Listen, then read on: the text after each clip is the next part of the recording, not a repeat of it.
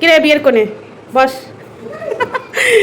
তো দেখো আজকে বড় বৌদির ঘরে আইবুড়ো ভাত খেতে এসছে বিয়ের কোণে।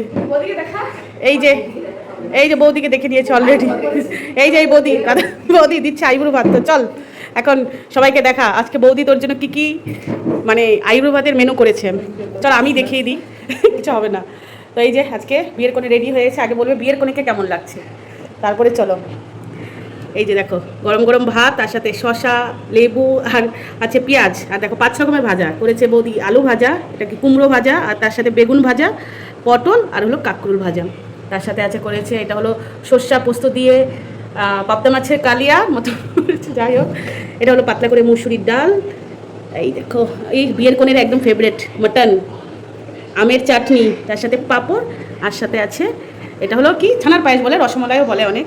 তো এই যে একদম কত রকমের আইটেম করেছে বৌদি। আর তোমরা অনেকে আমাকে কমেন্ট করছো যে বাচ্চা মেয়েকে বিয়ে দিয়ে দিচ্ছে। ও মোটেও বাচ্চা মেয়ে নয়। তো কত কত বছর বয়স বল, কত বছর বয়স? 22+24 নিজেও জানি না বছর। আচ্ছা 22+, তাও মানে বাচ্চা বাচ্চাই মেয়ে হবে হয়তো।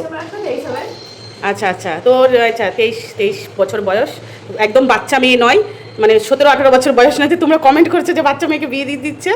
তো আর এই লাঞ্চের মেনুটা কেমন হয়েছে কমেন্ট করে জানাবে। মানে আজকে আইবুড়ো ভাত স্পেশাল ওর মেনু। আর এই দেখো এটা আমার মেনুও রেডি। আমাকেও আইবুড়ো ভাত দিচ্ছে, দেখো এটা কিন্তু এখানে বসবো আমিও খেতে। তো চলো আর কেমন হয়েছে কমেন্ট করে জানাবে, ভালো লাগলে লাইক কমেন্ট শেয়ার করে দেবে। চলো টাটা।